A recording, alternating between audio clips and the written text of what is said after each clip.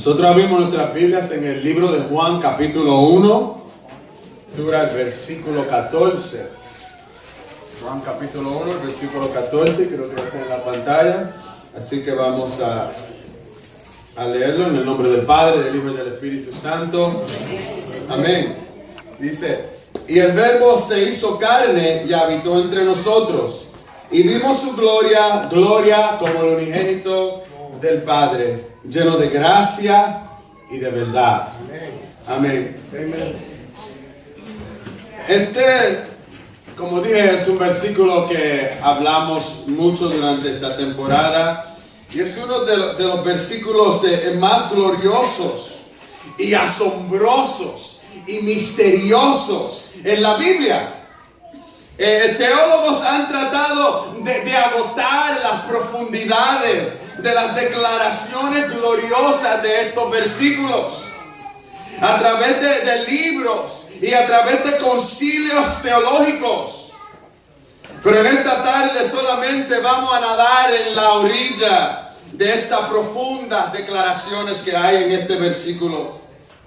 La última vez que estuve aquí, tenía el privilegio de predicar, estaba hablando acerca de la seidad de Dios, que nos enseña que Dios es autoexistente y necesario, que Él es autosuficiente, independiente. Amen. Pero el versículo 1 de Juan, encontramos que nos habla acerca de este verbo, en el cual nosotros leemos en el versículo 14. En el versículo 1 de Juan encontramos que nos dice que en el principio era el verbo. El verbo no tuvo principio, eso no es lo que el versículo está diciendo. No está diciendo el verbo tuvo un principio, sino que nos está diciendo el verbo siempre existió, no tuvo un principio. Siempre Él ha existido. El verbo siempre ha existido, no tuvo un principio, Él ha sido desde la eternidad y siempre existirá. Y después nos da otra declaración en el versículo 1 acerca del verbo. Y es que el verbo era con Dios y el verbo era Dios. Este verbo existe junto a Dios, existe al lado de Dios, existe con Dios, pero también es Dios. Por lo tanto, todos los atributos de Dios son del verbo, porque Él es Dios. Entonces, ¿cómo es que el verbo, que decimos que todos los atributos de Dios son de Él porque Él es Dios, cómo es que este verbo, que es autoexistente, eterno, tiene un nacimiento? ¿Cómo es que este verbo, que es Dios y es suficiente e independiente, viene a este mundo a tener necesidad y depender? Este es el glorioso misterio de la encarnación. Aquel verbo se hizo carne. El infinito, eterno, omnipotente, omnisciente, todopoderoso, sabio Dios añade a su deidad humanidad. Teólogos han dicho acerca de la encarnación, acerca de que el verbo añade a su deidad humanidad. Nos dice, Dios vino a ser algo que Él no era. Dios vino a ser algo que Él no era.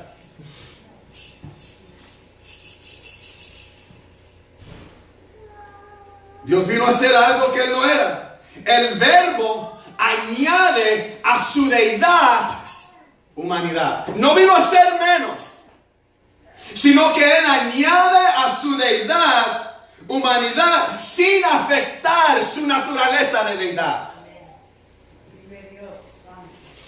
Vino a ser y por siempre será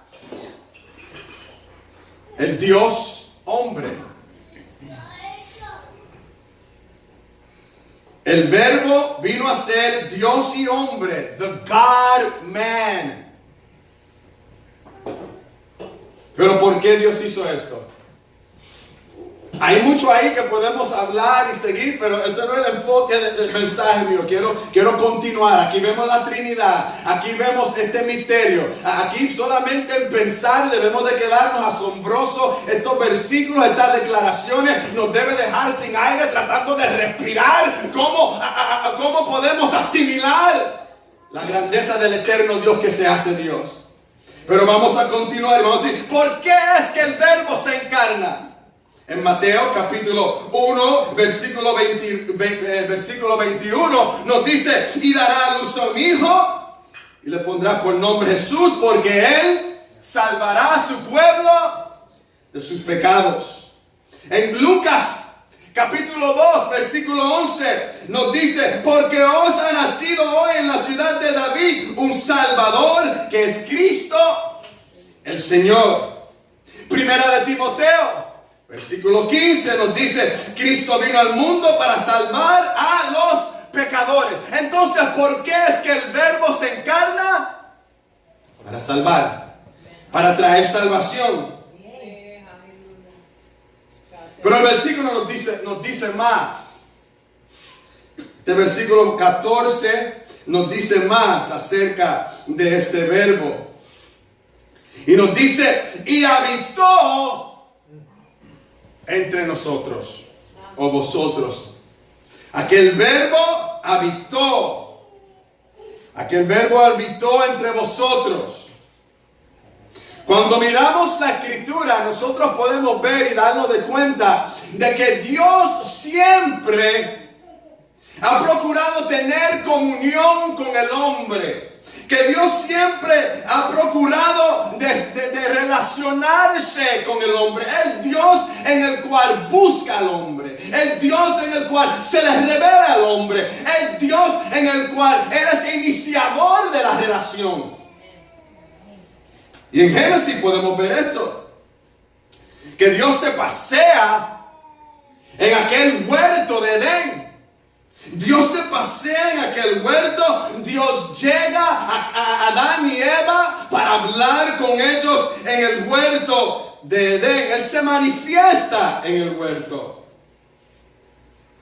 No solamente Él busca esta relación, Él procura de habitar, Él procura de estar en medio de su pueblo, en medio de su gente, en medio de aquel hombre y mujer que había creado. Pero cuando leemos el libro de Éxodos, el capítulo 33, nosotros vemos que también que Dios le manda y le dice a Moisés que construyera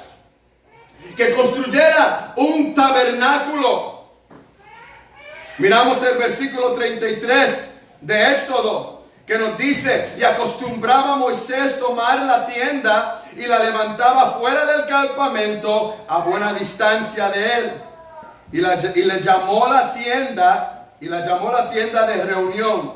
Y sucedía que todo el que buscaba al Señor salía a la tienda de reunión, que estaba fuera del campamento. Y sucedía que cuando Moisés salía a la tienda, todo el pueblo se levantaba y permanecía de pie, cada uno a la entrada de su tienda, y seguía con la vista a Moisés hasta que él entraba en la tienda.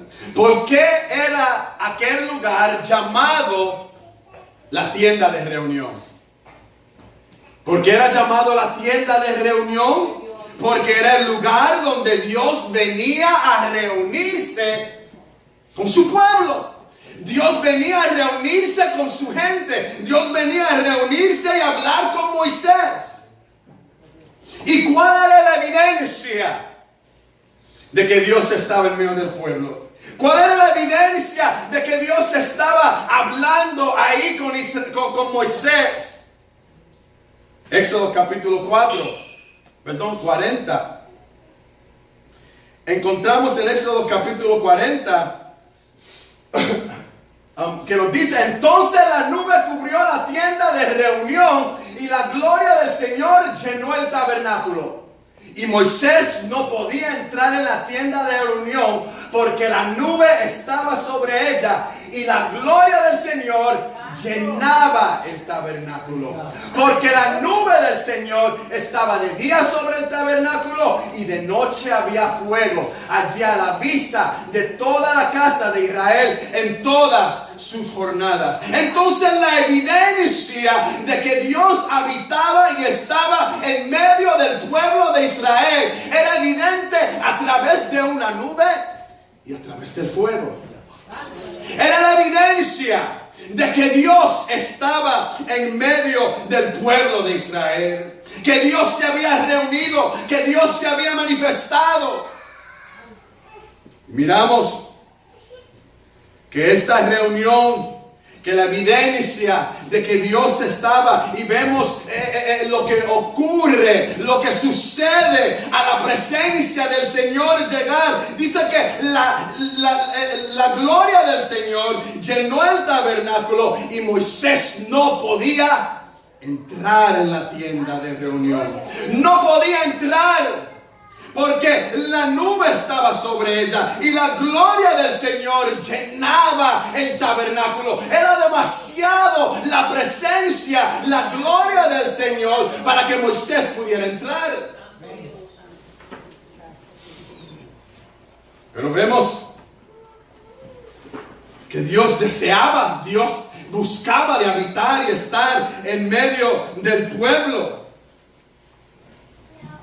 Y después de esto, vemos, después que el pueblo de Israel conquista, después que el pueblo de Israel se establece y viene David a ser el rey sobre aquel pueblo, que él tiene el deseo de levantarle ahora a Dios un lugar, una casa, un templo permanente, porque el tabernáculo se movía y la presencia del Señor iba donde quiera que el pueblo caminaba. Pero no era así. El pueblo no se movía, a menos hasta que la nube, hasta que la presencia del Señor no se movía. El pueblo no se movía sin la presencia del Señor. El pueblo no daba un paso sin la presencia y la dirección del Señor.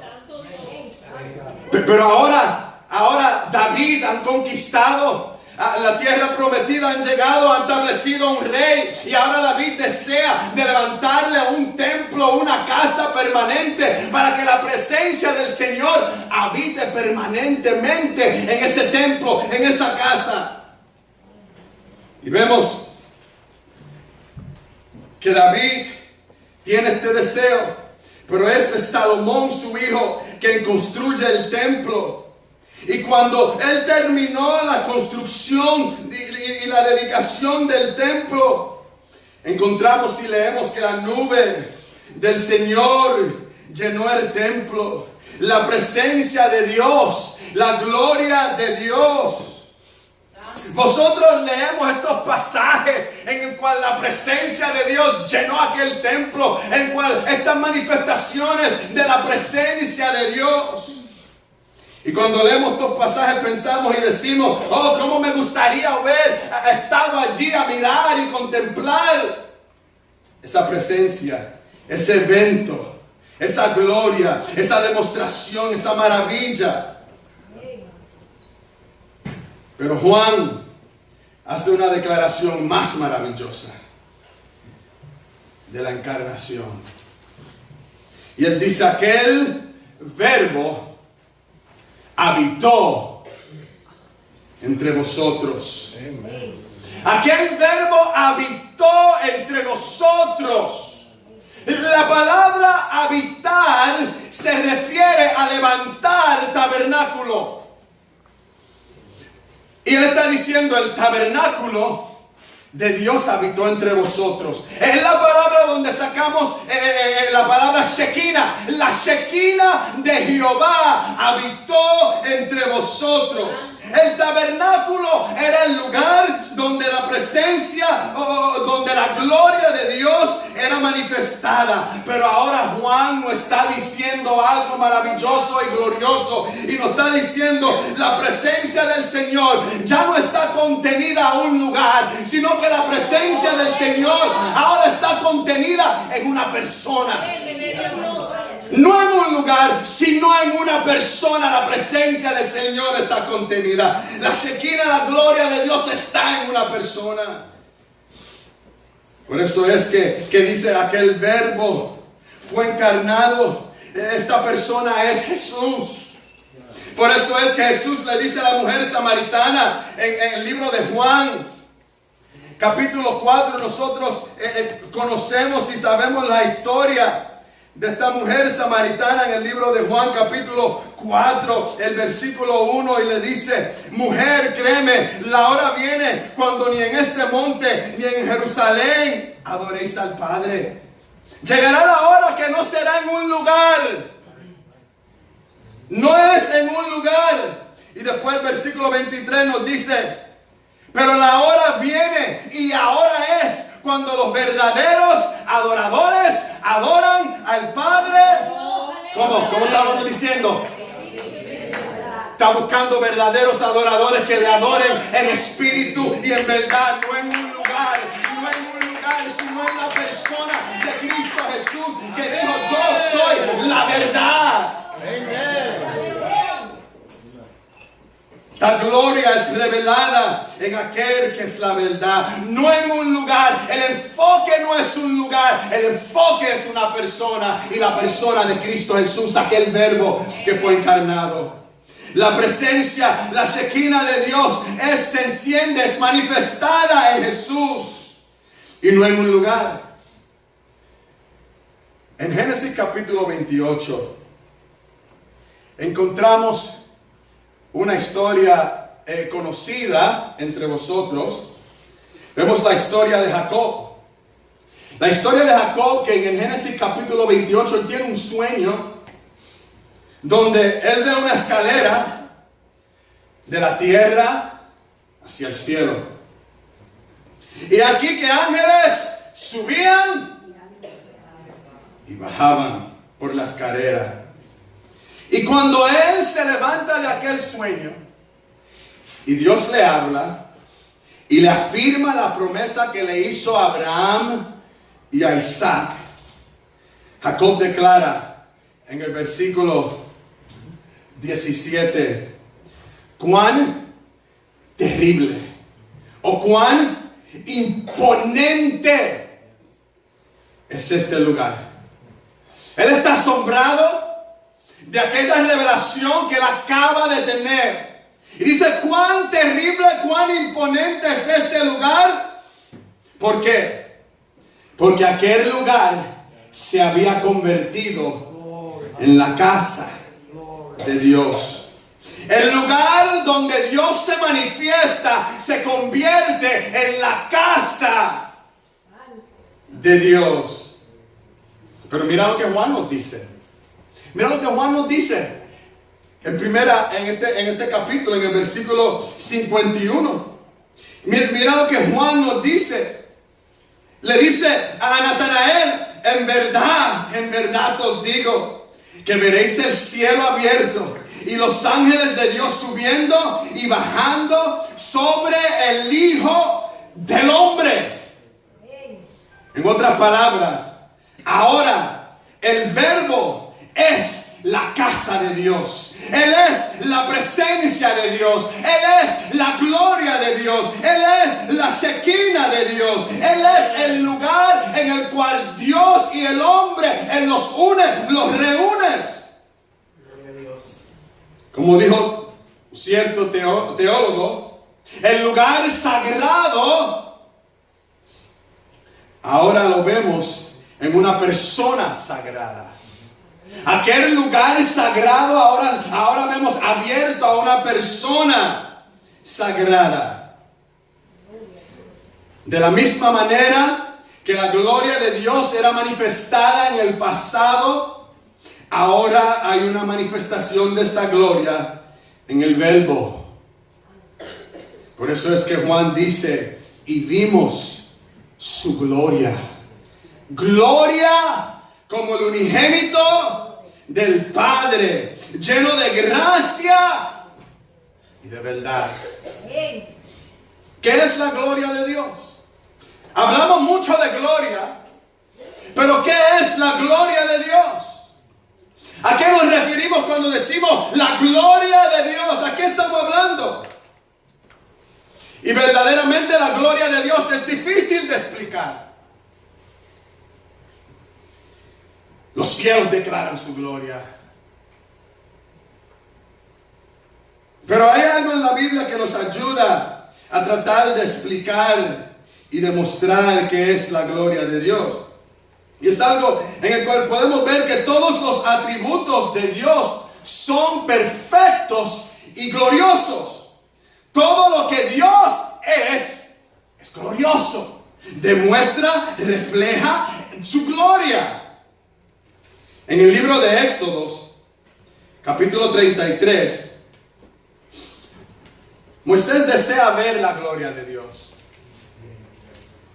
Yeah, that's it. There's no... Moisés desea ver la gloria de Dios en el libro de Éxodos.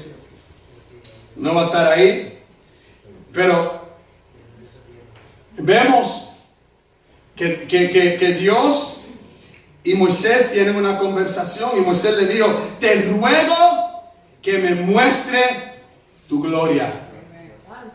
Moisés tiene un anhelo, un deseo de ver la gloria de Dios. No sé cuántos lo tienen. Amen. Pero Moisés tenía ese anhelo y ese deseo de ver la gloria de Dios. Amen. Dice, te ruego que me muestre tu gloria. Es Éxodo capítulo 33, versículo 18, y después el versículo 24. Dios le contesta, 23, perdón, le dice, Dios le contesta, verás mis espaldas, pero no podrá ver el rostro. No puede ver mi rostro. Puede ver mis espaldas, pero no puede ver mi rostro. Y en el próximo capítulo 34, los versículos 5, 6, 7, vemos, y el Señor descendió en la nube y estuvo allí con él.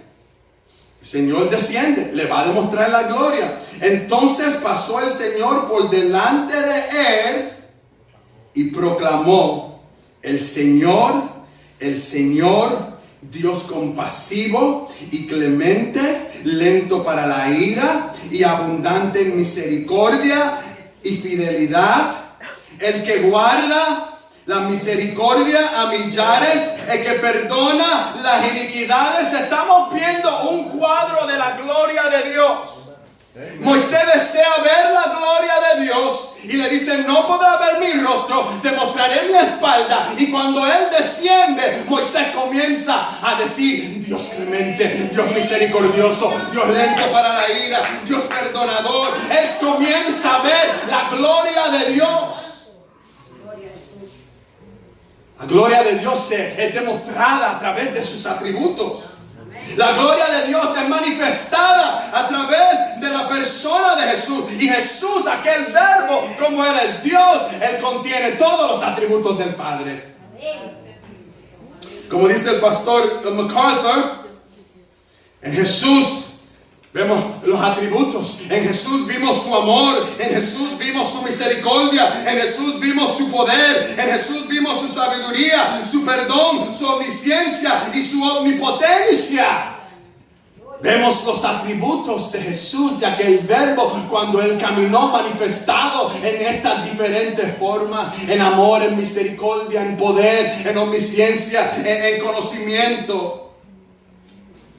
Y Juan nos enseña la gloria de Dios. Él continúa en el próximo capítulo 2 del libro de Juan, el versículo 11, en el cual vemos o conocen la historia de que ahí Jesús hace su primer milagro y convierte la agua en vino.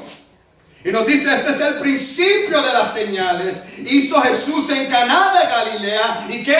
Y manifestó su gloria. La gloria de Dios es manifestada en aquel milagro, porque aquel milagro señala y nos deja ver que Jesús es la fuente de vida.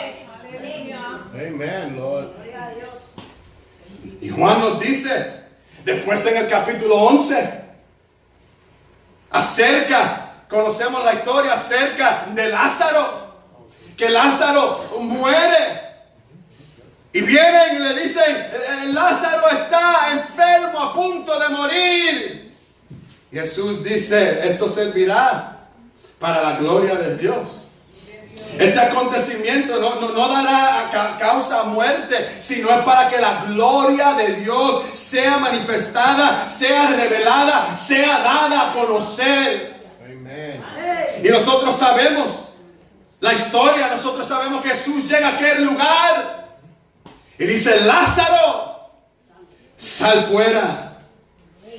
Y en esto vemos el poder, vemos la manifestación. Aquellos que estaban ahí vieron la gloria de Dios manifestada, el poder de Dios sobre la muerte, el poder de Dios en el cual Él tiene la última palabra, el poder de Dios en el cual Él es la resurrección y la vida. En esto fue revelada y manifestada la gloria de Dios. Amen, Lord.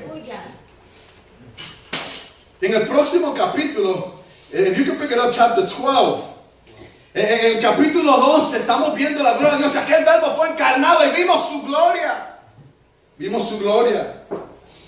En el próximo capítulo Juan nos dice que aunque Jesús, estamos mirando por los versículos 12, 29, por ahí, pero vemos que Jesús hace milagros. Pero ¿qué sucede? Nos dice que ellos todavía no creyeron. Ellos no creyeron. Entonces nos dice Juan escribiendo para que se cumpliera lo que dijo Isaías. I don't have it now. Para que se cumpliera, chapter 12. Para que se cumpliera lo que dijo Isaías, Él ha cegado sus ojos y endurecido su corazón. I think it's verse 41. Entonces mira lo que dice. Mira lo que dice ahora. Él hace milagro, Él está revelando la gloria de Dios, pero ellos no creen en las señales ni en los milagros. Y mira lo que dice ahora. Esto dijo Isaías porque vio su gloria y habló de él.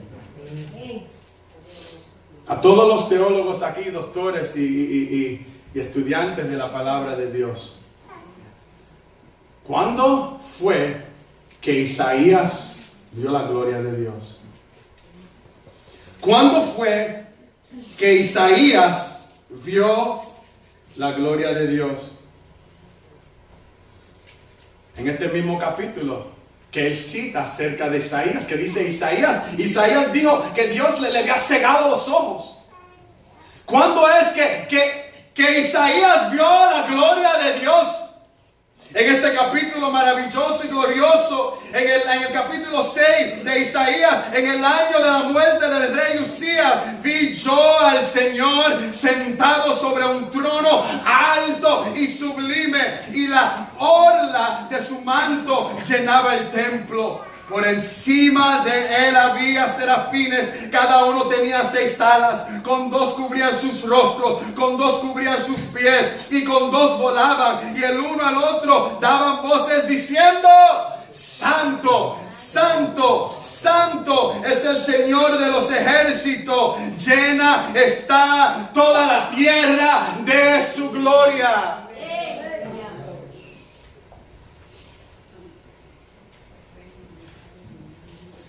Isaías, espérate. Isaías vio a Jesús. Isaías vio a Jesús. Eso es lo que Juan nos está diciendo en este capítulo. Que Isaías vio a Jesús. Él habló de esto porque él vio su gloria. La gloria de Jesús. ¿Cuándo él vio la gloria de Jesús? Si no es en esta revelación gloriosa y hermosa de Isaías capítulo 6. Y vemos aquí que la gloria de Dios, ¿cómo es manifestada? ¿En qué? En santidad.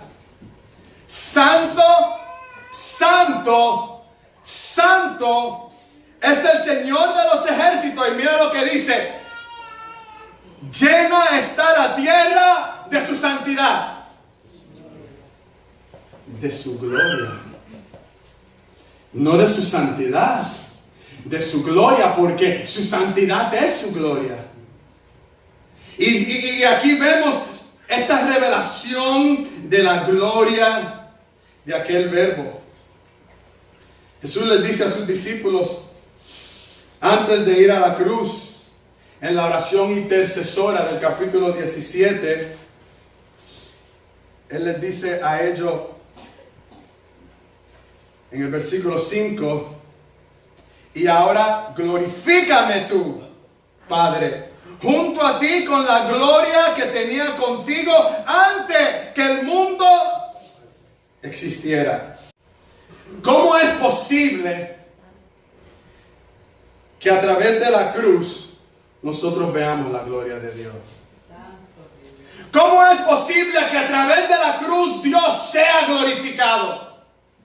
Que Jesús sea enaltecido, que Jesús sea exaltado, que Jesús sea glorificado. Juan está diciendo, vimos su gloria y ahora, antes de morir, Él dice, glorifícame tu Padre junto con la gloria que tenía contigo antes de la fundación del mundo. Hay algo aquí en el cual, aunque vemos la gloria, nadie jamás ha visto a Dios menos el que está revelando a Dios. El que está revelando a Dios. Hebreo nos dice que es la misma sustancia, es la misma imagen, que es la misma character de quién es Jesús, de quién es el Padre. Y Él aquí lo está revelando y ahora le está diciendo, Él siempre ha tenido una gloria. Pero ahora esta gloria es manifestada para que nosotros la veamos. ¿Y cómo es posible que a través de la cruz Jesús sea glorificado? John Cook y Marcus Peter contestan esta pregunta en su libro La Encarnación de Dios. Y dice así: mirando hacia un Cristo crucificado, el mundo solo ve debilidad, vergüenza y locura. Pero la iglesia confiesa con Cristo que la cruz fue la hora de su gloria. El mundo tiende a confundir gloria con egoísmo, engrandecerse. Gloria tiende a ser vista en términos de ascender a grandeza a través de la competencia y a veces a costos de otros. Pero Dios manifiesta su gloria no en su ascendencia, sino en su descendencia. Descendió a su propio costo para beneficiar a otros. Este cuadro definitivo de la gloria es demostrado en su triunfo de amor en aquella cruz. Y todos aquellos que han mirado a la cruz han visto la gloria de Dios. Te invito, mira la cruz, contempla en la cruz, mira la gloria de Dios. No permita que esta temporada, que esta época sea llena o o consume tu vida con el comercialismo o el sentimentalismo de este mundo. No permita que esta temporada llene ni contemple tu vida con el comercialismo ni el sentimentalismo, sentimentalism de este mundo. Sino, permita a Dios que pueda contemplar y que pueda mirar en la gloria de Dios, para que pueda decir con Juan, de aquel verbo fue encarnado y vimos su gloria, gloria como el unigénito del Padre, lleno de gracia y de verdad. Que el Señor le bendiga.